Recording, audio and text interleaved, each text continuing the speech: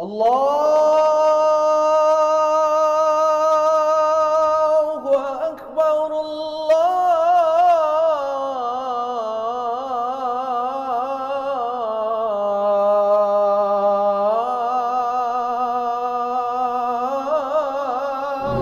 bahwa kita dalam hidup di dunia ini pasti ada tantangan-tantangan, tapi tantangan itu jangan dilupakan kewajiban-kewajiban utama kita.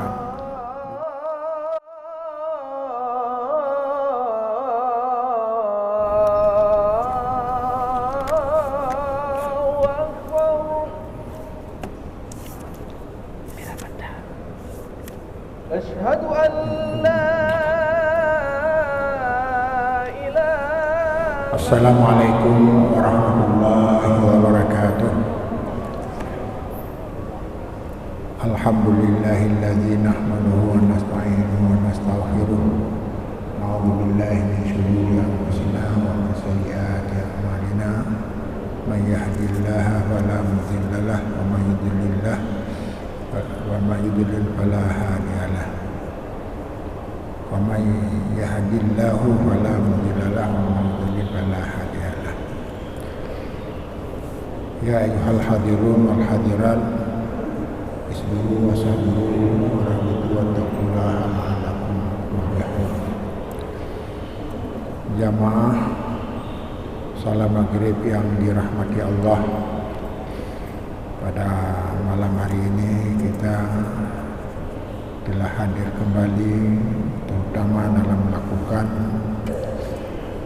kewajiban pokok kita yang tujuan ini dapat menyelamatkan kita di dunia, bahkan yang lebih penting lagi penyelamatan di hari akhirat. Pada malam hari ini mungkin kami ingin juga menyampaikan yang berhubungan dengan dinamika hidup kita, yaitu dalam menghadapi hidup di dunia dan menyikapi kehidupan kita kelak di hari akhirat. Kita sudah sama maklum dan sangat yakin bahwa kita akan menghadapi dua negeri. Pernah disebutkan yaitu negeri dunia, yaitu tempat kita mempersiapkan diri, bercocok tanam untuk memperoleh kebahagiaan, kesenangan dan penyelamatan di akhirat. Demikian pula negeri yang kedua, sebagaimana akhir dari tujuan hidup kita, yaitu menghadapi hari akhirat. Dan hari akhirat ini semuanya kita akan menjumpainya. Karena apa? Karena dalam rangka menerima balasan dari amal yang pernah kita lakukan selama dalam hidup, bahkan bisa saja dalam keadaan bersusah payah, baik tantangan alam, tantangan dunia, demikian pula adalah tabiat dan sifat kita sendiri. Barangkali kadang-kadang lalai dalam menyikapi tujuan daripada hidup kita ini, sehingga banyak orang yang kadang-kadang dunianya tidak ada, akhirat lebih-lebih lagi. Artinya karena kesiapan menghadapi akhirat seperti dilupakan. Meskipun hari akhirat itu adalah hari yang paling lama. Hari akhirat sebagaimana nanti akan juga disampaikan, yaitu satu hari sampai 50.000 tahun. Satu hari lima yoma pada hari itu, yaitu masanya 50.000 tahun. Maka bisa dibayangkan kalau 50 tahun, satu hari yaitu hari pembalasan, tentu akan bertanya apa selama itu yang kita kerjakan, untuk apa sebanyak itu. Rupanya ini sudah ada hadis Rasulullah yang telah memberi jawaban. Jamaah yang berbahagia, yang lebih dikhawatirkan lagi, dan semua sama saya, saudara-saudara kita, kaum muslimin ini akan menerima akibat daripada kehidupan kita di dunia ini. Tentu ada pertanggungjawabannya. Maka yang lebih membahayakan lagi, bahwa pertanggungan jawabannya kalau tidak siap, maka kita akan menerima azab. Bahkan tadi saya melihat kitab yang pernah saya baca, dan tadi saya lihat sudah ketemu kenapa azab itu sangat dahsyat. Bahkan orang pada hari kiamat seperti orang mabuk. Maka dijawab dalam nasnya bukan mabuk, akan tetapi azab Allah itu sangat besar. Maka disebutkanlah dalam sebuah hadis Rasulullah SAW, dan juga didukung oleh kehendak dari ayat yang menyatakan inna adna ahli nari adzaban lahu na'lani minan nar yu'ali min huma dima'uhu. Hadis riwayat Tabrani dan Ibnu Hibban.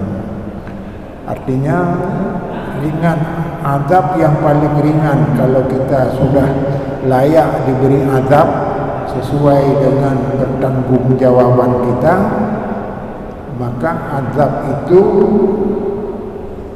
diibaratkan atau diberi perumpamaan atau digambarkan di dalam hadis ini lahu na'lan, ada dua telapak kaki, dua sandal, dua sandal kita dari api neraka. Kemudian kita disuruh pakai dua sandal kiri dan kanan. Yu'li minhuma dima'uhu, maka dari kakinya itu dua kakinya itu menyebabkan mendidihlah sampai ke otaknya.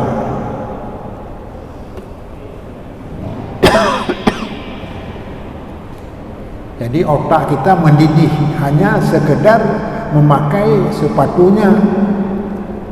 Itu hanya berapa menit, bukan menit, barangkali bisa saja detik, sudah menyebabkan otak kita itu adalah bercucuran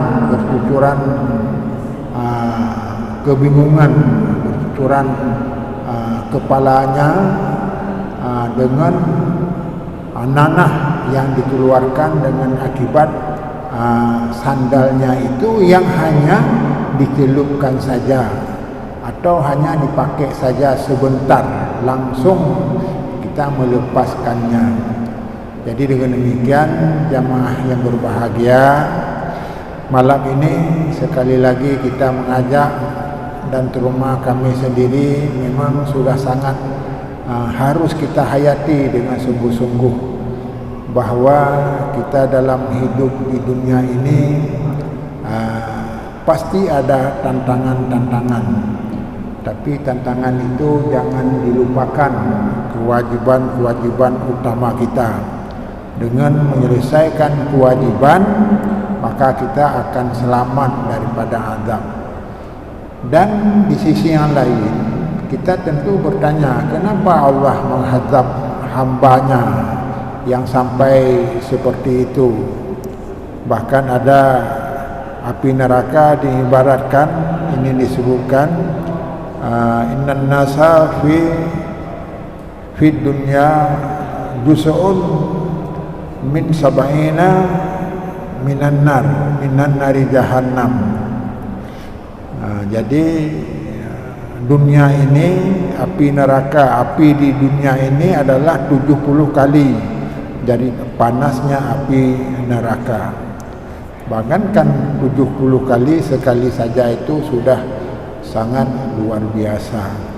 Bahkan dinyatakan dalam sambungan hadis, walau uhtiyat bil ma'i marrataini mastata'tum.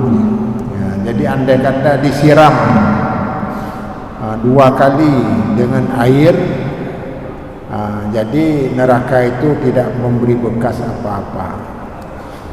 Karenanya bagaimana? Maka inilah Rasulullah telah mengingatkan kita dalam beberapa hadis, sehingga saya membaca hadis-hadis berkenaan dengan neraka, seolah-olah ini akan mendapat tempat sesuai dengan perjuangan kita, sesuai dengan ibadah kita, sesuai dengan pengabdian kita. Maka dalam hadis dinyatakan utulubul jannata juhdakum wa harribu minan nari juhdakum wa innal jannata la yanamu talibuha wa naru la yanamu haribuha. Riwayat Tabrani yang intinya bahwa kejarlah surga dengan sungguh-sungguh, sebagaimana juga kita menghindari neraka, lari dari neraka secara sungguh-sungguh. Kenapa? Fa innal jannata, karena surga itu tidak pernah diam, layanamu. Kalau surga tidak tidur, apa artinya? Tidak lalai, tidak membiarkan kepada orang yang berbuat baik, talibuha, menunggu orang-orang yang telah beramal di dunia ini. Ya, jadi seolah-olah surga itu menunggu, menerima dengan baik. Wan naru la yanamu min harbiha, demikian pula neraka tidak pernah lalai untuk menunggu orang-orang yang menghindari dari neraka. Maka karenanya ada ayat juga yang menyatakan banyak, dan ada orang ketika dimasuk pada neraka dia mau keluar sebentar. Nah, itu tidak diberikan u'idu fiha, maka akan dikembalikan juga. Karena kita sudah keluar, dikembalikan lagi ke neraka, sehingga terasalah azab yang luar biasa. Wa ammal ladzina fasaqu fa ma'wahumun nar kullama aradu ay yakhruju minha u'idu fiha wa qila lahum dzuqu adzaban naril lati kuntum bihi tukadzibun. Artinya ketika manusia ingin keluar dari neraka karena sangat sengsara dan setiap saat ada upaya untuk keluar, wa'idu fiha, dikembalikan, ditarik kembali ke neraka. Dan dalam ayat ini dikatakan oleh Allah, qila lahum, dikatakan kepada mereka, rasakan azab neraka ini karena kamu dulu tidak siap, karena kamu dulu lalai, karena kamu dulu mendustakan. Maka dengan demikian tidak aneh kalau kita melihat banyak manusia sekarang yang memang lalai dalam bidang ini. Jadi seolah-olah ingin menunggu azab yang lebih besar dari Allah Subhanahu wa taala. Karena apa? Karena kita lalai, apalagi mendustakan. Ada orang yang memang tidak percaya hari kiamat ada, mendustakan. Maka ketika mendustakan inilah akan diterima azab yang pedih dari Allah Subhanahu wa taala. Maka timbul sebuah pertanyaan, dan saya sendiri merasa merasa kenapa seperti itu azab Allah, yang sehingga jangankan puluhan ribu tahun diazab, sebentar saja sudah hancur luluh semua isi tubuh, semua isi otak kita. Hal ini kenapa? Bahkan inilah yang ditanyakan oleh sahabat, yang saya melihat hadis ini hampir tidak tahu lagi di mana. Yang intinya bahwa ketika para sahabat bertanya, kenapa lama sekali hari-hari kiamat itu? Yoma kana miqdaru 50 alfasanah. Hari kiamat itu satu hari saja seperti 50.000 tahun dunia. Mana ada 50 tahun ribu dunia itu bisa kita tahan. Jadi yoma kana miqdaru 50 alfasanatin alal mu'minin, terhadap orang mukmin. Wakila ma aqwala hadzal yawm ya Rasulullah. Kenapa panjang sekali masanya yang sampai 50.000 tahun orang diazab? Maka Nabi menjawab, inilah yang mengembirakan kita. Apa jawab? Wallazi nafsi biyadihi innahu la yukhaffafu 'alal mu'min hatta yakuna akhafu 'alaihi min salatil maktubah, rawahu Ahmad. Apa artinya? Yaitu hari yang kadarnya 50.000 tahun itu terhadap orang. Dan kenapa panjang sekali? Maka Rasulullah menjawab, tidak, ini hanya untuk orang-orang yang lupa kepada tanggung jawab yang harus dilakukan. Maka demi jiwa saya di tangan Allah, sungguh orang mukmin itu diringankan kepadanya siksa-siksa itu, sehingga adalah lebih ringan dari salat fardu. Kalau salat fardu barangkali satu hari semalam 5 kali, kalau 10 menit sekali, berarti anggaplah 1 jam. Maka hisabnya juga tidak lebih daripada 1 jam. Akhafu alaihi min salatil maktubah, maka lebih ringan daripada salat fardu. Kalau salat fardu 1 jam semuanya, maka hisab kita 1 jam. Bahkan ada hadis Rasulullah yang saya belum menjumpai lagi karena kitab-kitab lama ini entah di mana. Jadi yang ini, kondisi yang seperti ini adalah bagi orang yang lalai. Tapi kalau orang yang benar-benar menjaga salat, maka itulah yang disebutkan bahwa salat itu kunci surga. Kalau kita sudah menjaga salat, maka kita akan selamat dari azab yang besar. Bahkan azab itu pun bagi orang yang bersalah dari orang mukmin,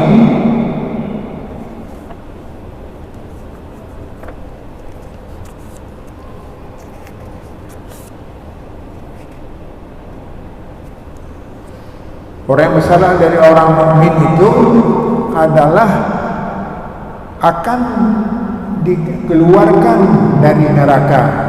Maka orang mukmin ada, kalau memang jatahnya ada hak-hak yang belum diselesaikan, terutama beberapa tanggung jawab yang besar. Nah, lebih-lebih lagi dalam hadis Rasulullah yang besok kita akan menerangkan beberapa dosa yang memang tidak selamat kita. Jadi ini ada satu yang saya baca dalam kitab ini, walau qatala nafsan bi ghairi haqqihi lam yarah raihatal jannah, fa inna raihatal jannati la yujadu min masyarati biyata amin. Ibnu Majah. Artinya, kalau seseorang dalam hidup ini membunuh saudaranya yang lain yang bukan hak yang bukan hak adalah bukan karena berperang di jalan Allah. Justru orang yang berperang di jalan Allah itu mati syahid, dia akan selamat, akan diberi kemuliaan bersama para syuhada, bersama orang-orang yang saleh dari kiamat. Itu tidak ada masalah. Tetapi kalau terjadi pembunuhan tanpa tidak layak, ini memang harus kita sikapi dengan sebaik-baiknya. Lebih-lebih di Aceh ini tidak ada lagi hal-hal yang sehingga seorang korban jiwa dan sebagainya. Karena apa? Akibatnya tidak akan bisa mencium bau surga. Jangankan masuk ke surga, mencium pun tidak bisa.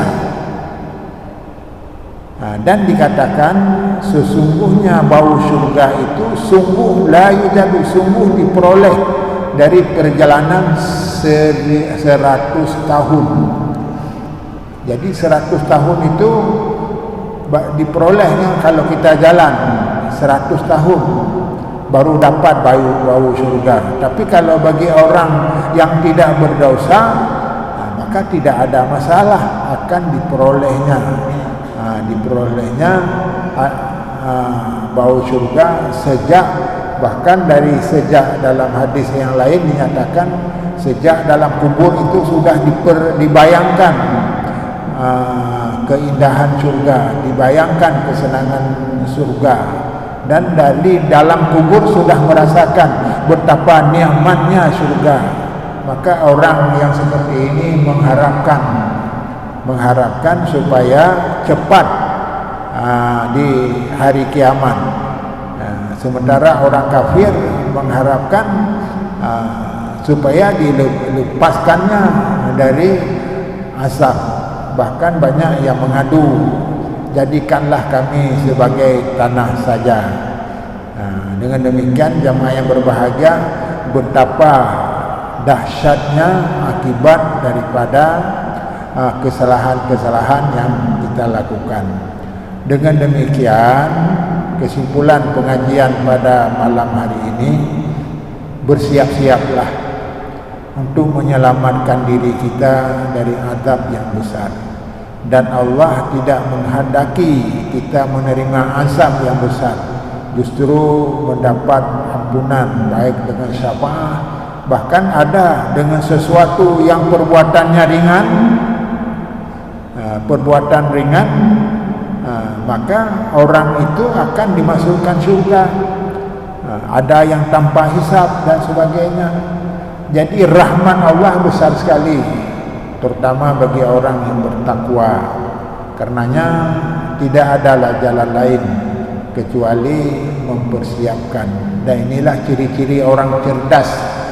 Orang cerdas adalah selalu mengingat dia pada satu saat akan mati, zakiran lil mauti wa isti'dadan lahu, dan mempersiapkan diri bekal setelah mati. Setelah mati, bahkan di dalam hadis ini saya baca, sengaja saya bawa kitab karena tidak sempat ditulis, yaitu tajtami'una yaumal qiyamah, orang berkumpul pada hari kiamat. Wa yuqalu aina fuqara, orang-orang fakir ini umat hadhil ummah wa masakiniha, dan orang-orang fakir, orang miskin dalam pada umat Muhammad ini di mana? Aina fuqara, di mana mereka? Ayakumuna, mereka berdiri. Wa yuqalu lahum, maka dikatakanlah kepada mereka, maza amiltum, apa yang kau kerjakan? Sedangkan engkau suasana seperti orang yang tidak cukup, orang susah. Susahnya macam-macam. Ada susah karena kemiskinan, ada susah dengan tantangan-tantangan dalam alam ini dan sebagainya. Maka berkatalah mereka, Rabbana, ya Allah, kami telah mendapat cobaan di dunia dengan suasana yang sederhana. Kemudian kami orang miskin, orang fakir, maka fasabarna, hanya tidak lain kami bersabar. Jawab orang fakir dan orang miskin itu, wa ra'aitul amwala wa sultana ghairana, sedangkan kita melihat orang-orang yang banyak harta, orang kaya, wa sultan, pejabat-pejabat yang memegang kekuasaan, maka tempatnya berbeda. Fayadkhulunal jannata qablan nasi, maka orang-orang miskin itu masuk surga sebelum orang lain masuk. Jadi ini memberi isyarat kita jangan gelisah, jangan gundah. Dunia ini bukan tempat bersenang-senang, tetapi tempat mempersiapkan amal. Kesabaran kita dalam menghadapi tantangan ini sudah cukup, kita dimasukkan ke dalam surga. Wa tabqa syiddatul hisab ala zawil amwal wal sultan, dan tinggallah yang paling besar azabnya adalah kepada orang kaya, zawil amwal, orang yang memiliki harta, wa sultan, memiliki jabatan kekuasaan. Maka orang yang memiliki kekayaan yang banyak, kekuasaan yang luas, masanya dan sebagainya, maka orang itu akan diazab, dan andai kata pun dia bisa mempertanggungjawabkan, dia masuk dalam surga adalah paling lambat. Maka inilah sejarah Abdurrahman bin Auf ketika mendengar hadis ini. Dia menceritakan supaya saya tidak lagi lah mencari harta, walaupun yang saya cari adalah untuk beramal. Seperti itu kesannya. Sedangkan Abdurrahman itu sudah dijamin masuk surga. Tapi inilah yang berhati-hati. Jadi harta yang bukan hak itu adalah menanti kesengsaraan, menanti kesusahan pada hari kiamat. Demikian pula jabatan, kekuasaan yang kita miliki yang tidak digunakan menunaikan amanah, maka orang itu akan juga masuk ke surga kalau orang yang selamat dari tanggung jawabnya. Tetapi yang terakhir, kalaulah memang bermasalah dalam masa-masa kekayaannya, dalam masa kekuasaannya, sama arti adalah menuai azab yang paling pedih. Tuda'u lahum. Kemudian kalau fa'inal mu'minin, bagaimana orang mukmin? Orang mukmin secara umum, orang miskin sudah yang sabar. Kemudian yang tidak sabar mungkin sama juga dengan orang lain mendapat azab. Tapi kalau orang yang sabar, tuda'u lahum karasiyum min nur wa yudhallilu alaihimul ghamam yakunu dzalika yaumun aqsar alal mu'minin minas saati minan nahar. Ini hadis Rasulullah yang diriwayatkan oleh Tabrani dan ditasahihkan Ibnu Hibban dan lain-lain. Artinya, di mana orang mukmin, bagaimana keadaan orang mukmin ketika itu? Orang mukmin ditempatkan dalam sebuah kursi, yang kursi itu terdiri daripada nur dan dilindungi dari bentuk-bentuk bendungan, artinya bukan bendungan, naungan,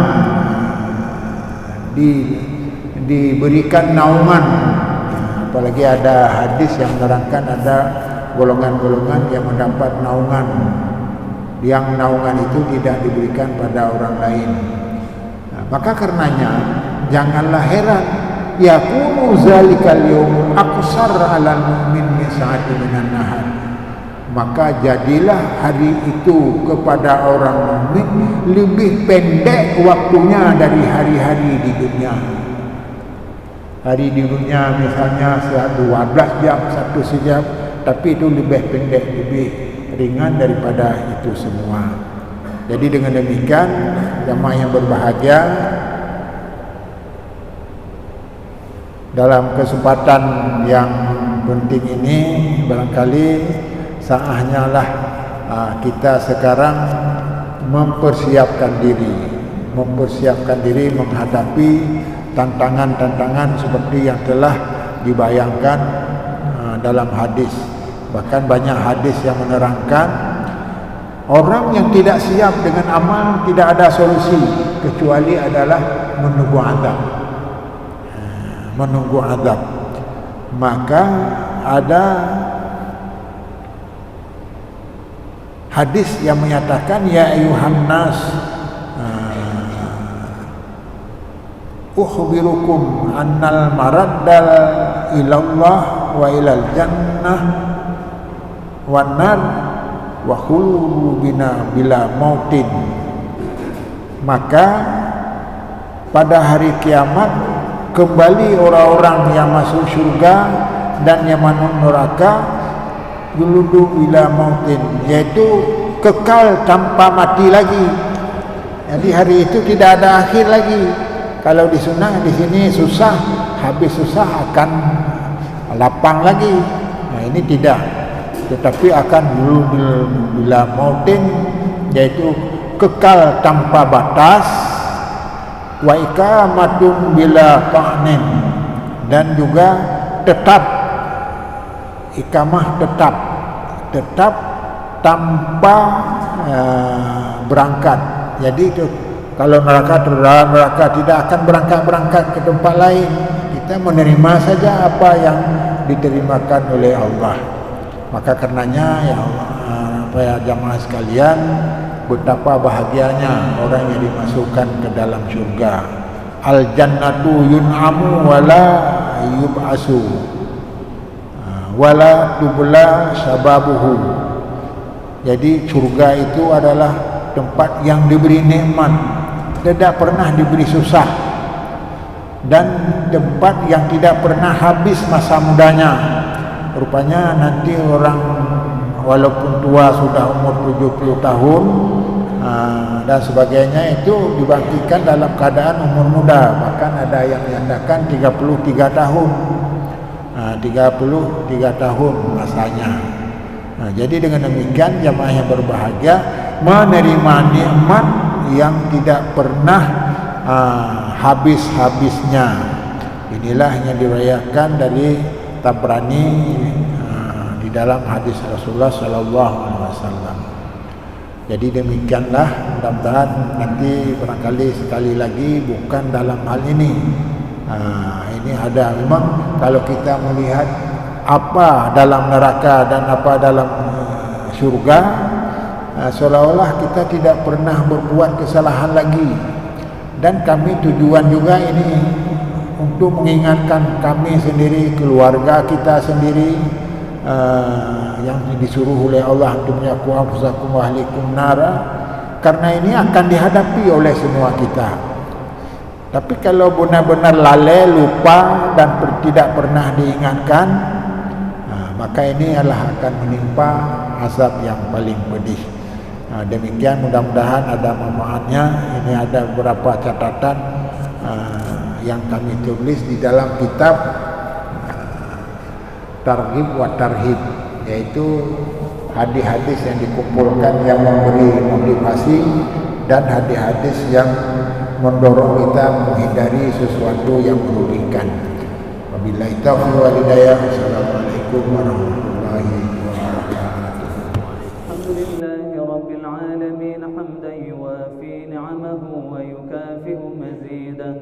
Ya Rabbana lakal hamdu kama yanbaghi li jalali wajhikal karim wa 'azimi sultanik.